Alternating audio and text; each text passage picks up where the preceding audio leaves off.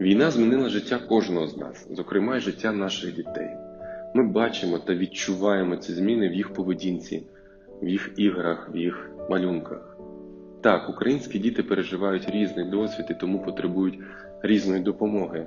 Чим саме батьки можуть допомогти? Що саме робити? Про це розповіла доктор Ширі Деніелс, психолог з Ізраїлю в сфері освітнього консультування та лікування, в інтерв'ю з Родіоном Жизневським на Radio Ukraine International. As you know, unfortunately, there is a terrible war in Ukraine today, and a massive amount of the population has already suffered from it. There are many destroyed cities, a lot of deaths, adults and kids under huge risk now. So now I would like to stay more on the psychological state of people who, let's say, are lucky to survive, people who experience these terrible things. And today we are about to talk about it, and in particular about kids and children's psychological traumas. Bearing in mind your experience of working with kids, what psychological problems do they tend to have during war times, depending on their age group? What symptoms can parents notice? How can they help their kids? In times of crisis, feelings of helplessness and fear may lead to a wide range of reactions, such as sleep disturbances or eating difficulties. Children may begin to regress emotionally or act younger than their age. They also may become more clingy and needing of attention. Feeling irritably, anger and sadness may emerge, as well as somatic complaints such as headaches or stomach aches. It's important to know that these symptoms are all normal reactions to abnormal circumstances. It's also important to know that the vast majority of children recover from trauma without any professional help through the support of their relatives. Parents are the child's best support. In order to take care of them, you must take care of yourself. Maintain close contact with friends and family as much as possible. Maintain routine and turn to professional or additional support if needed. Try to maintain a healthy eating and sleeping habits. The second thing is to remember that our reaction is critical. Children are acutely aware of our reaction to the situation. Children learn how to respond to situations by observing the adults around them. That could be parents, daycare providers, or teachers. Try as much as possible to demonstrate calm behaviors. The third thing is to give children the attention they need, recognizing their feelings. Listening on our part provides the child with the opportunity to express his thoughts and emotion and to obtain a sense of comfort and security. Provide suitable information to the level of understanding of the child. Receiving reliable information is extremely important, as well as limiting the children's exposure to the news and media. Limit exposure to live coverage of tragic news. This is very important. Try to keep a normal routine and provide children with reassurance regarding their safety. Assure them that you are with them, you will go through this together, and they are not alone. You said that it's really important, first of all, for parents to stay calm and not to share all these nervous things to their kids because they're feeling it like no one else. If we talk about kids who are, let's say, older than 6, than 7, who you could talk about the things that are going, you could talk about the news. Is it right to discuss the terrible events that we can hear on the news, or it's better to filter this kind of information when you are talking with elder kids? Well, it's important to provide suitable information to the level of understanding of the child. In infants, there's no need, of course, in going on about the tragic and terrible war that is going on, although they do feel it. What is important is to comfort them, hug them, and be around them a lot. Now, with older kids or with teenagers, it's important to share the information, but not in a dramatic way. It's important to go over the facts and to answer their questions, but to reassure them that you are besides them and you'll go through this together. They are safe with you and everything will be okay. Right. Thank you. Now, my question, it's about the kids and parents who already left Ukraine.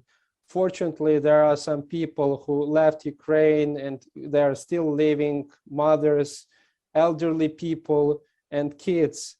If we talk about adaptation problems, what adaptation problems can we expect from kids who already left our country and who are now outside its borders? Well, children's reactions will depend upon the degree of exposure to the trauma, their personality, the way they cope with stress, and the availability of support. So it is possible that although a child is not close to a danger zone, he can still suffer traumatic symptoms because he has less support or because of his personality. So it's important to continue to reassure kids, as we said before, and to pay attention to symptoms that could possibly show us that the child is in need of professional help. Now, in crisis, the good news is that in crisis, people are usually open for receiving help. And we must communicate information, this is essential, and organize natural support system. This is a high priority. So all organizations have to see that they have a team that could work together and could assist the needs that are common in times of crisis. Probably you could advise some public institutions, organizations located in other international foreign countries that could help Ukrainians, help our families with kids, with all these adaptation things. There are three main categories of population needs during emergency. The first is the basic physical needs. The second is informational needs, and the third is social psychological needs. We must remember these and make emotional first aid services as well as counseling and therapy available for everyone. Sometimes we take care of the physical needs, we take care of shelter, food, and water, but we forget that people have the need to know what is going on. We must provide them with information. That means that all organizations have to keep information flowing. They have to teach the population about symptoms of trauma, about who to go to for help, about ways to help themselves. And the social and psychological needs are critical. We have to have emergency teams in all organizations to be there to map the needs of the population and see what resources we can bring to them in order to help all categories of needs that I just discussed. If we talk about adults who are hosting the families with kids, the refugees, what can adults, parents, grandparents, those who are taking in refugee children do right now to strengthen and protect the children? Well, I think the main thing is to sometimes sleep suffers because they have nightmares or dreams. So we have to be very patient, not to put pressure, but to be there when they want to talk and to play, to allow them maybe to express their feelings through drawing or through creating something. If they like to dance, if they like to do physical exercise, it's very good to let them express themselves in any mean that is relevant or that they like to do. It's important also not to judge them, not to tell them things like, oh, don't be a baby, or there's nothing to be afraid of, because kids are very smart and they know how to read the reality correctly. If I tell the child there's nothing to be scared of, so he thinks that he doesn't understand the reality correctly and he feels ashamed. He feels embarrassed. He loses belief in himself and his ability to deal with the situation. He also loses trust in the adult and the adult's capacity to help them. So it's important to acknowledge the fear, to say something like, I see it worries you, you're afraid. It is a frightening situation. Let's see how can we cope with it together. So not to judge, to listen, and it's okay to say, well, you know, I don't have all the answers, but I'm here for you. And maybe sometime when you do feel you have something that you want to say to the child, or you have the answer, you're more certain with the answer, you could go back and speak to him about it. Very important to be there and to take care of yourself and to allow the kid to cope in his own way and in his own time, not to hurry things up. It takes time, it's a process.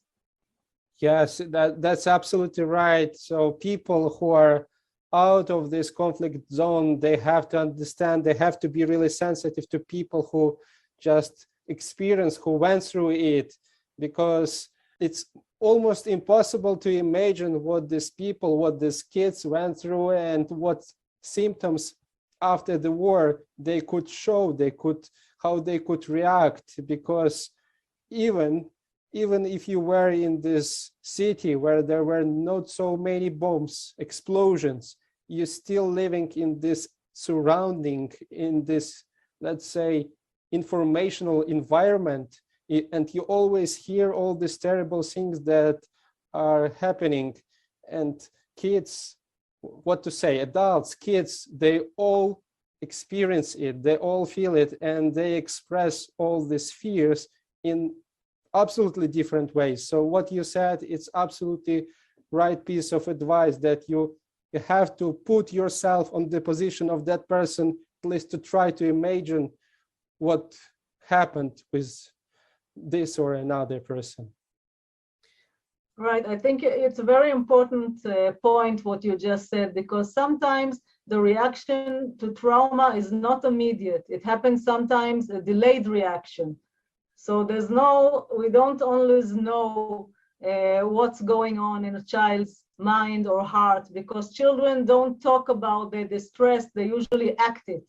So we have to be very sensitive to the signs of distress, as we discussed earlier, and to be there to support them and offer professional help whenever needed.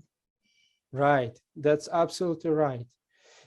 Maybe it's important that the psychological definition of emergency situation is an external situation which presents a threat to the person or the people who he loves, lives or emotional well-being.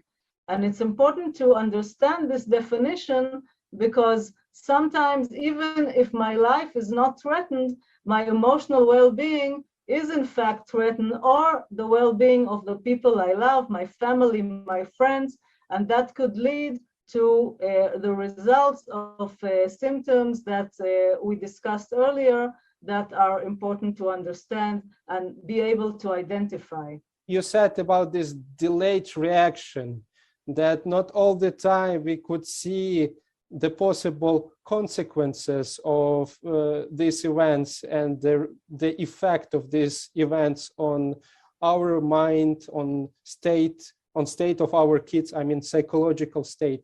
But still, if we try to, let's say, to define or to predict short-term or long-term consequences, what should we expect to see in kids' behavior after war? And probably you could say something about the rehabilitation tools that could be done to heal, to treat such consequences. It could be physical, and it could be also social withdrawal from people and activities that we used to find meaning in. Those are the symptoms. They usually subside over time where after the threat has gone, but it takes time. It's not like we switch switch on and then we go from routine to a crisis. It takes time, and the circles of vulnerability are quite wide. So we need patience, and we need to take care of the different kinds of needs, as I was saying earlier. And it's also important to know that the common reaction to trauma is not post-traumatic stress. Usually, most people, mainly kids, will recover without professional help, but they do need the support of their family and loved ones. That's essential. That's absolutely right. But if we talk about this rehabilitation of the psychological state of kids after the war on the governmental level, probably there are some big scale solutions from the past, from the experience of other countries. You could say that the government provided its population with that or another kind of psychological rehabilitation. Could you share some thoughts about this local kind of way of treating people on governmental level? I would say the main thing on a governmental level, it is essential to make mental health a priority. That's the main thing, because sometimes we are too quick to go back to our routine. We put kids in their school and kindergarten, and we start teaching them like everything is fine and the war never happened. But it's not possible to go back from crisis to routine and from back and forward just automatically. We have to be patient. We have to assess the psychological state that kids are in. What are their fears? What are the symptoms they exhibit? To be willing to allocate resources for counseling, for personal therapy, maybe for group therapy. We have to go over it, the needs with teachers together with mental health professionals, and to see how we can help them, but also how we can allow them to speak about their feelings and not be ashamed. We have to teach them that seeking help is very important, and it's a sign of strength, because sometimes kids and also adults are afraid to seek help because they think that that means that they are weak.